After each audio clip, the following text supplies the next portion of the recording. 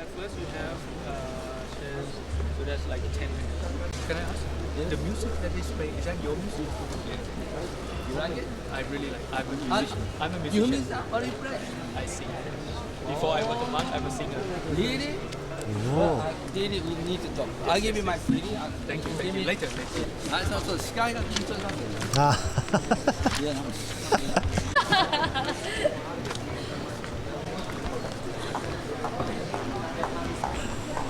Modernity, you have to go to modernity, okay? This has to be rock concert. Yeah, this is okay? Modernity. Yes. Rock.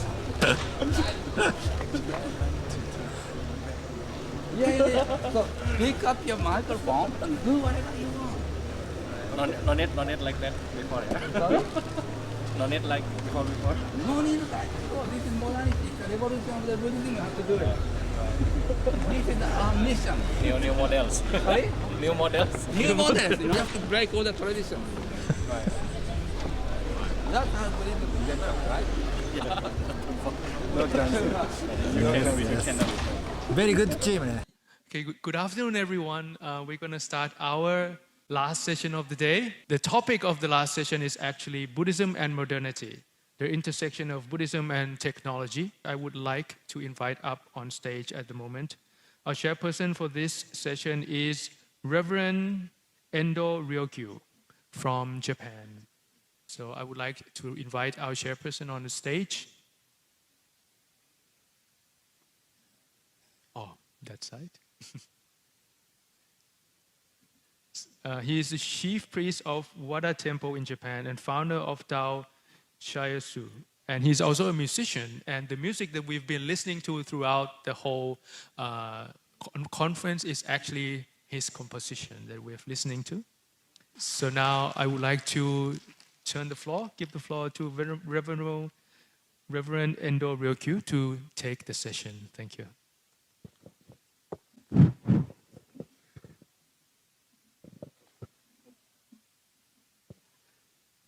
Good afternoon, everybody. I'm so happy and I'm glad to introduce our session of the modernity of the Buddhism because we are diversity.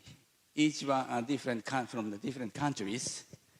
Thailand, Indonesia, Tibet, India, and Korea, and I'm from Japan. And each one of person are very unique and impressive, distinguished. I was so impressed by talking with them. And only with 1 hour of having a little chatting, we become very good unity, very good friends. I felt like, oh, this is my Sangha, our Sangha. And this can be also model of to reminding ourselves, we are all Sangha as a student of Sakyamuni Buddha. So I'm so happy to present the first speaker, Venerable Dhammabuddha. What impressed me the most about his history, he was a consulting CEO, and he was making 1 hour $150 per hour, but he wanted to have a peace. So he quit his job, and he became a priest. And because of I think you understand the situation of Indonesia, and not so friendly to the Buddhists. And there are 500 priests and with 5,000 temples. Even though there is a Borobudur, very big heritage of Buddhism, this is the situation. And because of the many islands exist in Indonesia, difficult people to come to listen to Dharma talk. So he started as a pioneer. He started remote Dharma talk. And he's giving every day 90 minutes Dharma talk. He's the hope of the Indonesian Buddhism. Please start. Venerable Dhamma Buddha. Buddhist population in Indonesia, yeah, we only about 2 million people, not many. Yeah, we have 6 Sangha organization. This advantage of the technology, we can reach the global audience. So this is the advantage. And then, as you know, in Indonesia, we as the biggest Muslim majority, yeah. And then for the making the temples is quite difficult, yeah, because we have the one regulation. They need 90 people's signature for making the temples, and 60 peoples must be in another religion. So this is more quite difficult. So with the technology, easy to us. Yeah, we no need making the permission. We only send the link and the people can join, learn with us. So this is the advantage of the technology. But I will promote the tolerance in Indonesia. They are the Muslims, but they give the arm balls every day. Yeah, not only this picture, every day until now, they still give us food every day. So this is the Indonesia harmony and tolerance. Sabe sata bawantu sukitata.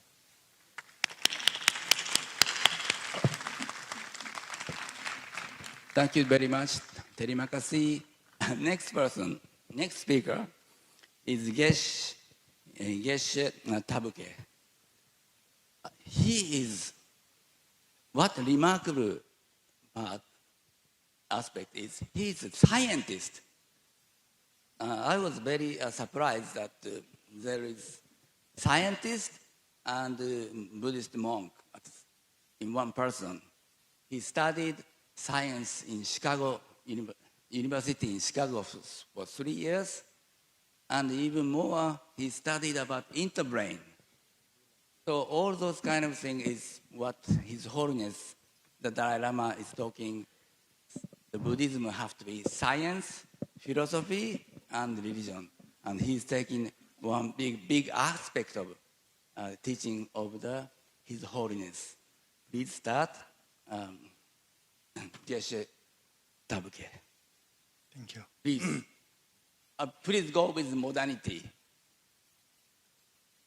As a result, the brain activity experienced meditator show dramatic increase in the gamma wave during the compassion meditation, which means there's a very, very high frequency wave which represent of the necessity of highly attention and concentration. Evidence to show the meditation practice has positive effect on the person's cognitive level, emotional level, and the behavioral level, and the health functioning.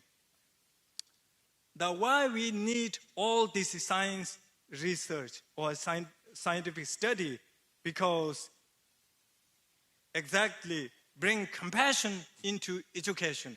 I have always felt that if the science could show such a practice, compassion, loving kindness, and attention to be both possible and beneficial, then perhaps they could even be promoted through mainstream education. Thank you very much.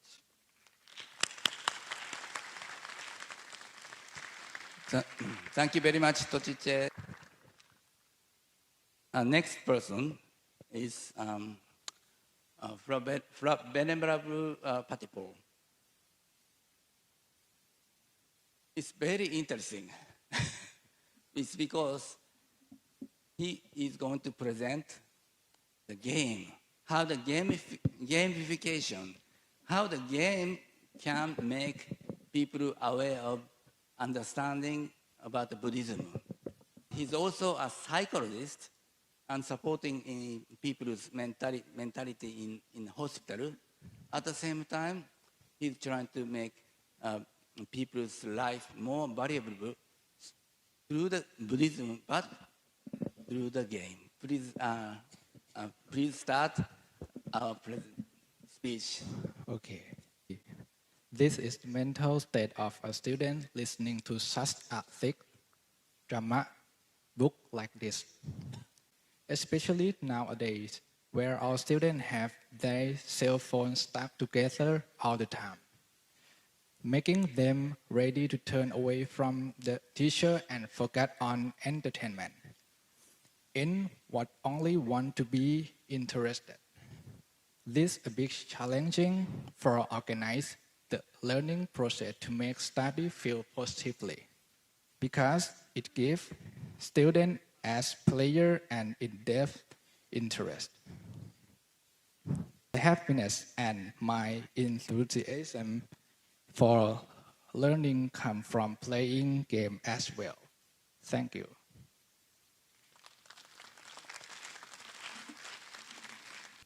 Thank you very much, Venerable Patiporo. Pop mic up. Next, I'm also proud of introduced to present Venerable Tao Hong from Korea. However, what impressed me was his story. He quit school in the age 15 because he wanted to study Tibetan Buddhism and went to Dharamsala. He is a remarkable cartoon artist, and he's trying to spread the Dharma for this new generation through the cartoon and also new digital system. So I'm very much looking forward what he's going to talk about, what his activities. Please start. Okay. Thank you for introduction. So next title is Development of Buddhist Content Using VR and the Metaverse. Okay. And the Parameter Youth Association, a Korean Buddhist organization for teenagers, continued its online national camp in 2022 following its 2021 initiation. They used Naver, the Korean media platform, Naver's online metaverse platform, Zepeto, to create a virtual parameter temple. This virtual temple emulates the style of traditional temples and includes areas for OX quizzes and a virtual stage for music festival. So as a second generation Buddhist creator, I'm doing my activity as a Buddhist cartoonist. Thank you. Thank you very much. 감사합니다.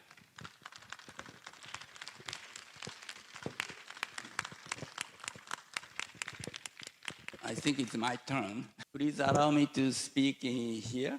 Just say I'm from Japan, Ryokyu Endo from Japan.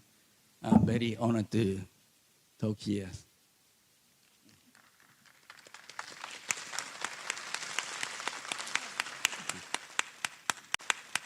The biggest pleasure in my life is to be touched by the people's heart of giving. The greatest motivation in my life is to meet and cooperate with people whose purpose in life is to give something good for the other people and change the world. When I was a teenager, I was suffering so much in my life. I dropped out from the school and was self-destructive. I was hurting myself, even physically, and even taking drugs. I don't know how I survived. At the age of 18, I happened to start Buddhist practice. My suffering heart gradually began to heal. 3 years later, I was touched by the great love of Amitabha Buddha, the great spirit of the universe. The experience of it changed my spirit, my body, and my life. My whole existence totally transformed into being joyful, creative, and hopeful. Since then, I have had a profound desire to share my spiritual experience of receiving unification by the great love of Amitabha Buddha with others. I always wish that people suffering in life will be healed, as well as their heart of giving will be awakened. I became a monk in order to share the practice and the way to receive unification and live with great love of Amitabha Buddha. What I have been practicing and wanting to share with was visualization of Buddha, chanting mantra, and prayers for all beings. And I have been looking for the best way to motivate people to practice. Finally, unfortunately, with unexpected luck, I was able to discover to let people realize the importance of those practices, not by words, but with their own body and heart. I found that the key prana principle. I found that there are several principles to give people the opportunity to experience different aspects of the universe. The key to open the door is energy, prana, or what we call ki in Japanese. Well, I will just call it ki prana principle for now. And the first stage is quite simple. However, even with the most simple ki prana principle, people can experience how the heart, mind, and body are unified. How Buddhist practice can make their body and energy stronger. In addition, if your energy becomes stronger, you will become healthier and more powerful in life. Since 1992, I have published 8 books in 6 languages and have been teaching in over 12 countries around the world. These books are based on key prana principles for the healing method called Tao Shiatsu and Buddhist practice. Today, I am honored to present some demonstration of the first stage of the key prana principle, which is a way to let people realize how Buddhist practice can change their life. Well, I would like to show you what the first step would be like. It is easy.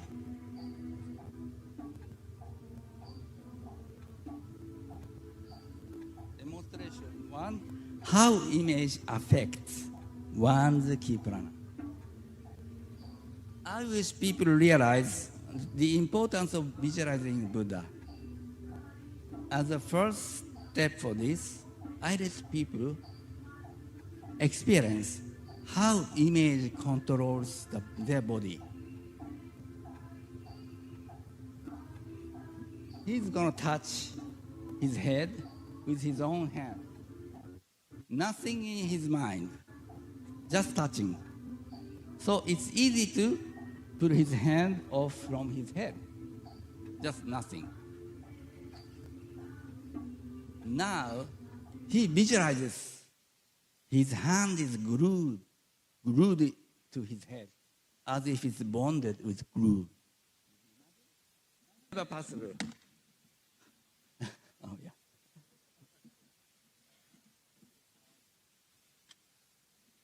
You might not believe it, so I asked Geshe Tabuke to come here. ちょっと変わります。Am I from the stand? Eh? Oh, yeah. Tochiche. Thank you very much. Okay, please. And put your hand on the head. Nothing, no thinking anything. Now visualize. It's glued by bonded. Okay? Imagine, visualize. Yes? Please.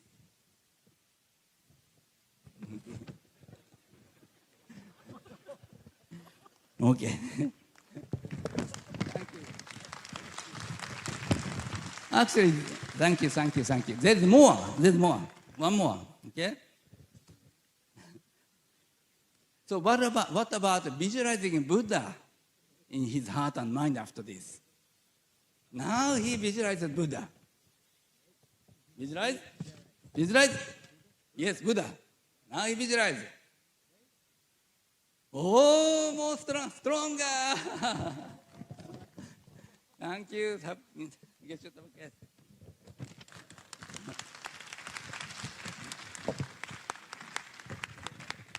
Thank you for warm clap. Please, you can try later, please, okay? These are not special cases. 99% people can experience this easily. Now, let's see another example of the effect of imagination and visualization. How words affect one's key prana. The meaning of present speech, Piya Bacha, is to say positive words to other people. Then let's see the difference of the reaction of the body by saying positive or negative words. So when he says positive words, for example, I love it, after this, his energy becomes strong. Say, I love it. Oh. But, so the other person cannot move his body. So, what about when he says negative words like I hate it? I hate it. Oh, sorry.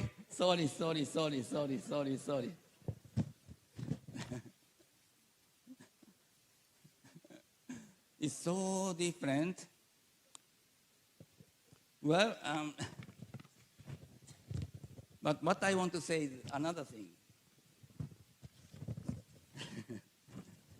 From my experience, if you want to share the Dharma with others, you need to automatically treat them as if he or she is an important being or existence and say positive words to them.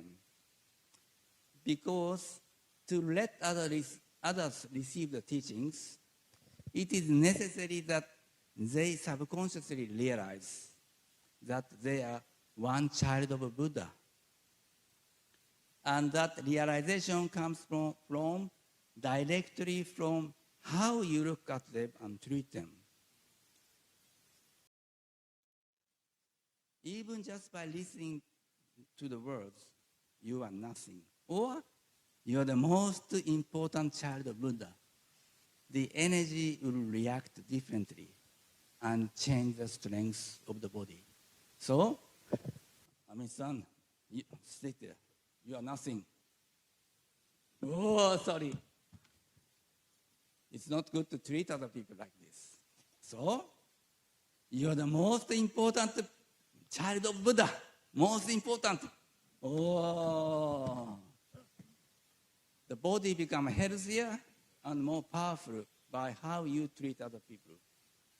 It's also for yourself. You become healthier and powerful. So, once people experience those, so let them experience how the energy changes by listening to the words of a mantra. Another person, please. Can you? Yes.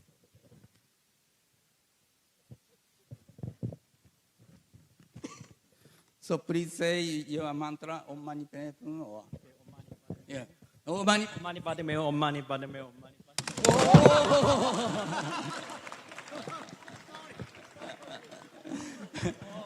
he, his body became too strong.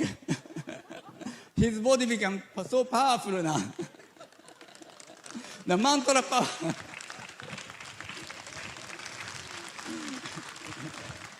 Okay. The mantra is too effective. Okay, next. Demonstration 3. The way you walk. Yes. Well, the way you walk symbolizes the future.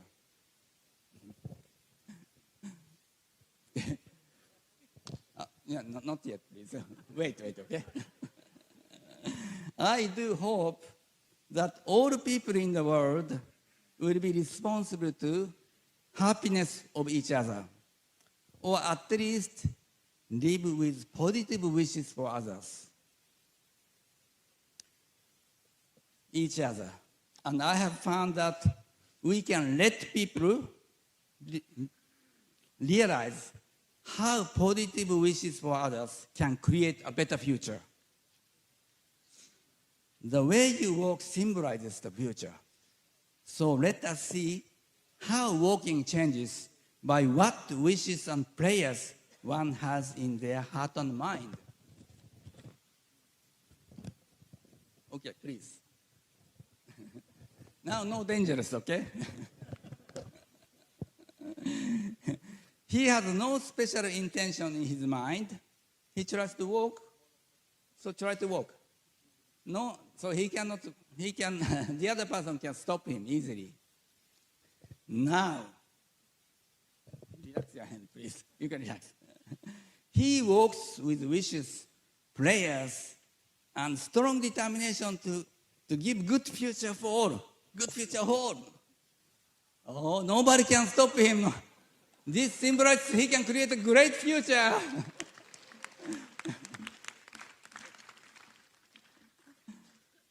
We say to people who attend our workshops, prayer for all beings changes your future because key prana is the basis of all phenomena.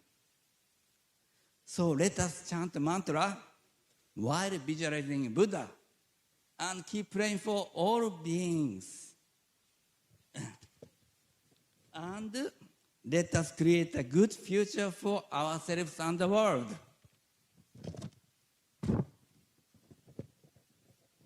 Thank you very much. まだあったか. Still there. Now, please allow me to introduce the flame which has been activated with a wish to create a symbol of unification of all humanity based on the heart of giving. This flame was blessed by His Holiness, the Dalai Lama, last year in Bodhgaya during his Dharma talk.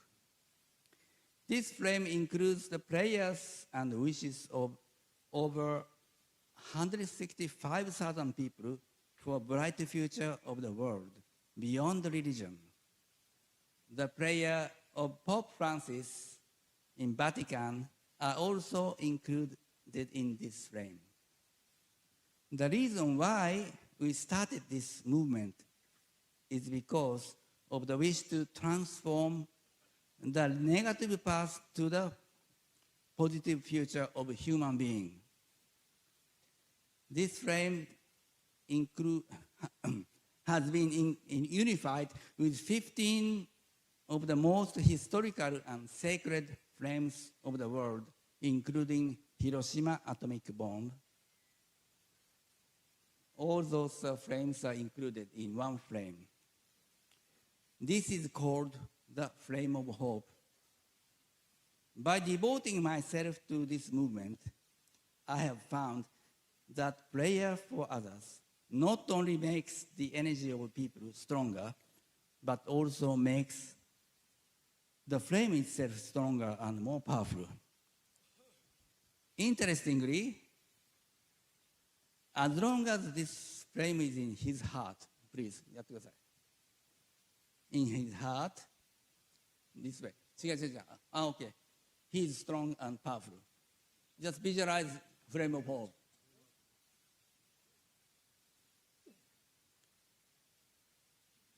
はい、じゃあ歩いてください。はい。It changes the energy of flame of hope changes, please. はい。どうぞ。Thank you so much. Bye bye. Now they're leaving. I believe that the flame of hope even has the power to realize the wishes of the people. In the end, last. Now in closing, I would like to talk about something that is a very important matter for all of us. As I said, prayer for others are necessary for anyone's life to create a good future. And as a Buddhist practitioner, I believe that conclude.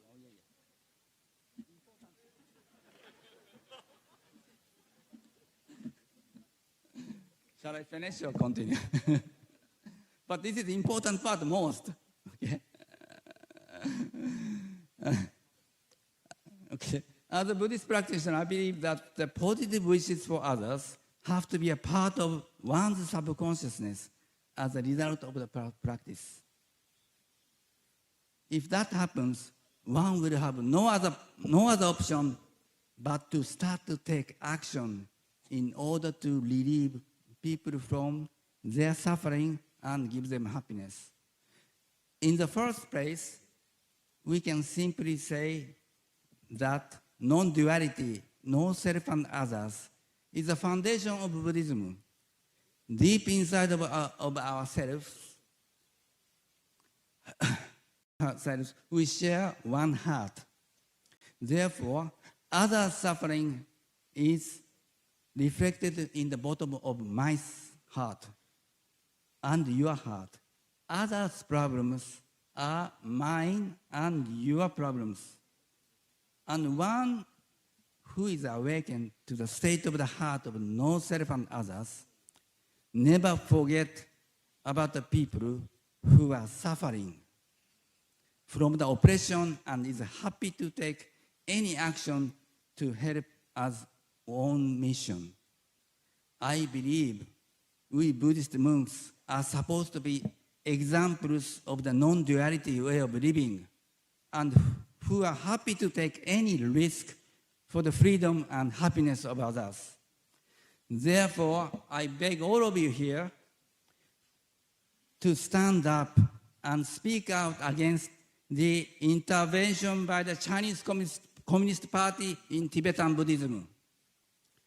We believe any action you take for others who are suffering, any effort to change the situation of people who are under oppression will help transform this suffering world to closer to Pure Land.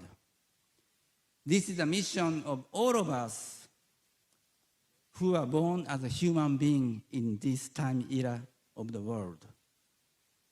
I humbly request all of you here to pray for the bright future of all of you.